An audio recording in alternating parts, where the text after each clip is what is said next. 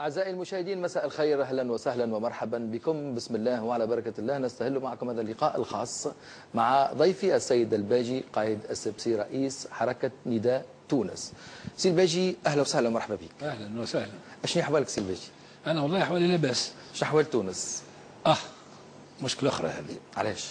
كانك من تسألني أنا نقول لك ديما تونس لاباس، وإذا كانت تسأل الخبراء في الاقتصاد وفي غيرهم يقول لك تونس مش لاباس.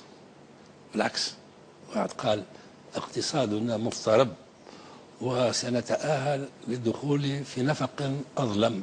الكلمة هذه مش من عندي أنا، من عند مسؤول منذ بعض أيام كان وزير المالية متاع الحكومة هذه.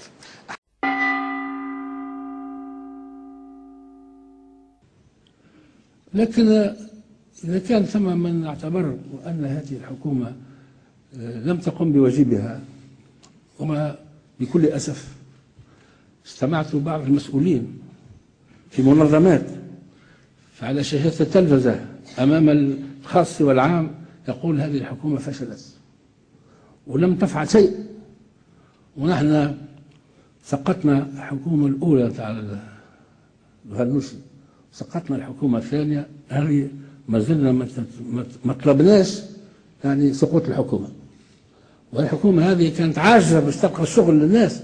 يا أخي ما تقول لنا خلينا ندبر روسنا،